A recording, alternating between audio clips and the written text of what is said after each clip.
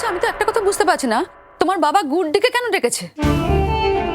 ওদের দুজনের মাঝখানে বারবার গুড্ডি কেন এসে যাচ্ছে আমি তো বুঝতে পারছি না। আন্টি, গুড্ডিকে নিয়ে তো সমস্যাটা তৈরি হয়েছে।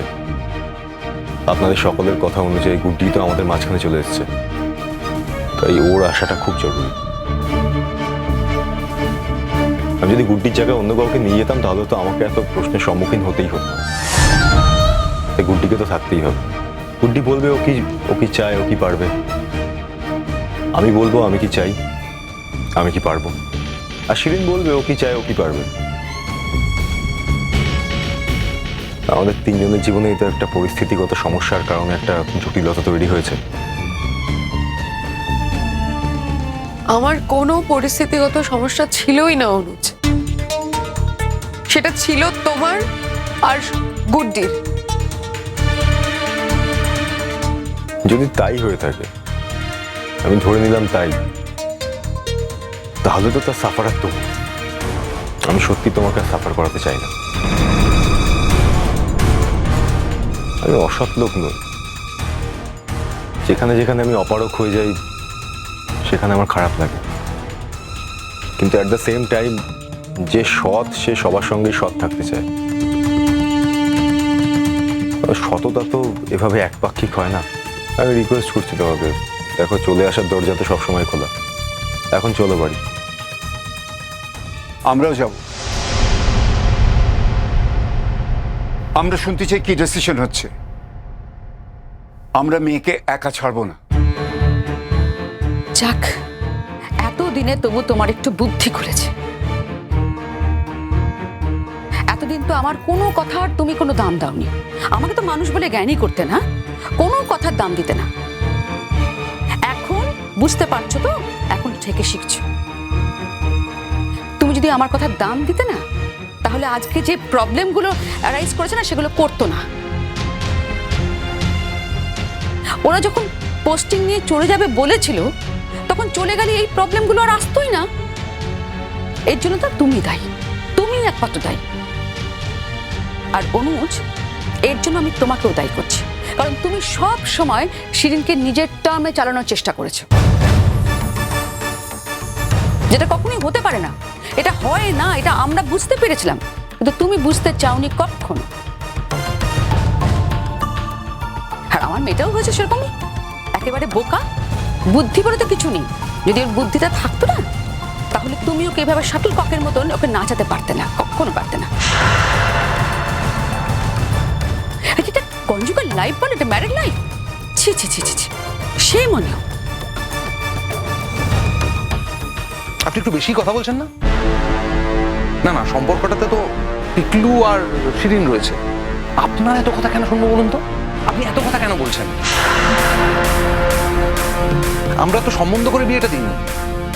টিকলু আর শিরিন দুজন দুজনকে ভালোবেসেছে, প্রেম করেছে, বিয়ে করেছে। এতে না আপনার কিছু করার ছিল, না আমার কিছু করার ছিল। ওরা দুজনে মিলে সম্পর্কটা করেছে, তাই ওরা একসাথে থাকবে কি একসাথে থাকবে না সেটা সম্পূর্ণ ওদের সিদ্ধান্ত। আপনি এত কথা কেন বলছেন? মানে শিরিনের থেকে তো অনেক বেশি কথা আপনি বলছেন, কিন্তু আপনার কথাটা কেন শুনবো সেটা বুঝতে পারছি না। আপনার যদি কথা বলারই হতো, তাহলে পিকলুর জীবনের জটিলতাটা তো শিরিনের সাথে বিয়ে হওয়ার অনেক আগে থেকে।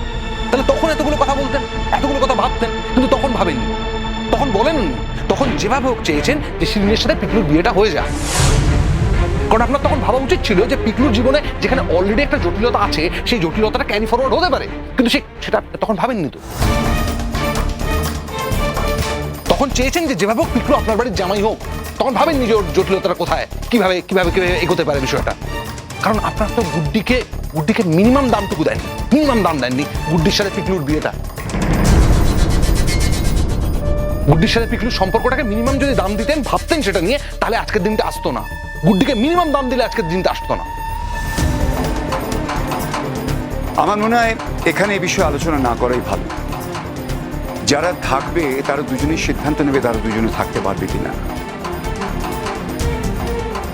আর গুড্ডিকেও বলতে হবে গুড্ডি এদের দুজনের মধ্যে কিভাবে জড়াবে বাকি জীবনটা। না না, মুখের কথা বললে হবে না, গুড্ডিকে প্রমিস করতে হবে।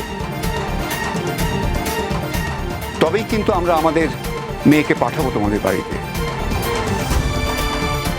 আর তা না হলে শিরিনের জীবন তোমার জীবন থেকে আলাদা হয়ে যাবে অনুজ, এ কথাটা মনে রাখো।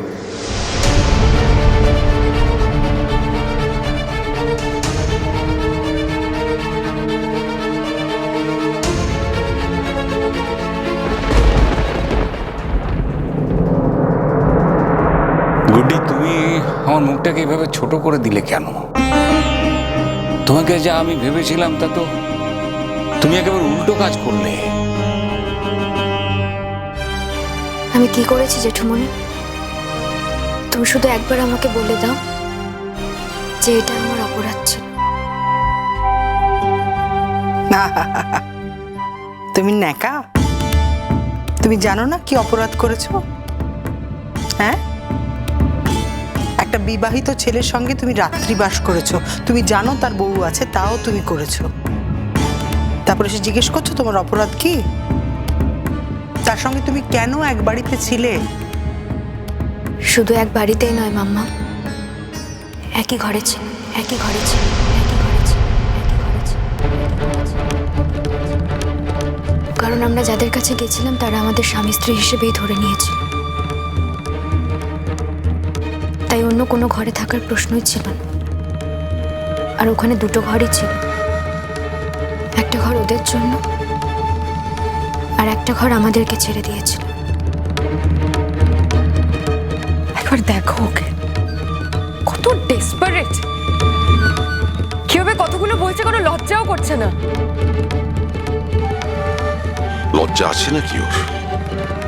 লজ্জা ছিল কোনোদিন? লজ্জা তোমাদের আছে, লজ্জা আমাদের আছে। আমরা লজ্জিত বোধ করছি, ওর তো লজ্জা শরম বলে কিচ্ছু নেই। না গুড্ডি, তুমি কি বুঝতে পারছো যে এটা তুমি ঠিক করোনি? মানে এটা তোমার ভুল হয়েছে, সেটা কি তুমি বুঝতে পারছো? আমি তো কাউকে ডেকে আনিনি ছোটকা। কেউ যদি আমার সঙ্গে আসে তাহলে আমি কি করতে পারি? আমি কাউকে রাখতেও চাইনি। তুমি তো চলে এসেছো গুড্ডি, চলে এলে কেন? মানে তোমার যদি এই ডিসিশনই ছিল তুমি চলে যাবে, তাহলে পিকলু তো এখান থেকে সেই সমস্ত রকম প্রোটেকশনের ব্যবস্থা করে দিতে পারতো, যাতে তুমি ওখানে গিয়ে সাবধানে থাকতে পারো। সব প্রশ্নের উত্তর কি আর দেওয়া যায় ছোট মা? তাই আমিও সব প্রশ্নের উত্তর দিতে পারবো না। তুমিও নিশ্চয়ই ছোটকামনিকে সব প্রশ্নের উত্তর দিতে পারোনি কোনোদিন। কার সাথে, মানে কি বলছিস? কার সাথে কার তুলনা করছিস? কেয়া ফুলের সাথে ছোটকার কি মানে ওই সম্পর্ক যেটা তোর আর অনুজের সম্পর্ক সেটা এক? মানে কেয়া ফুল আর ছোটকার সম্পর্ক তোর আর অনুজের সম্পর্ক এক বলতে চাইছিস তুই? শিরিন, ধমকাচ্ছ কেন? ও তো যা সত্যি সেটাই বলছে। সত্যিটাই তো শুনতে চেয়েছিলে। হ্যাঁ, অনেক সত্যি শুনে ফেলেছি। এখন বলো তো গুড্ডি, কি করবে বাকি জীবন? তোমাকে তো আমরা সব রকম সাপোর্ট দিতে চেয়েছি। সব সাপোর্ট ছেড়ে দিয়ে তুমি অনুজের সাপোর্টটা নিয়ে আমার মেয়ের জীবনটা ধ্বংস করবে? প্রফেসর আঙ্কেল,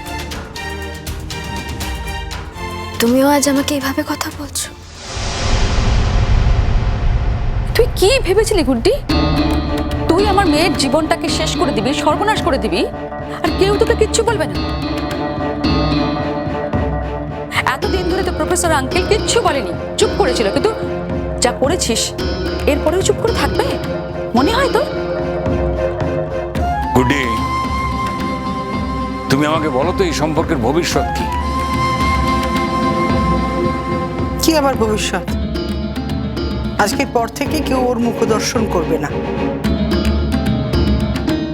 আমার শিরিন আর পিকলুর সংসারে যদি ও কোনো রকম অঘটন ঘটায়, ওকে কি করে শায়েস্তা করতে হয় আমি কিন্তু জানি। গুড্ডি গুড্ডি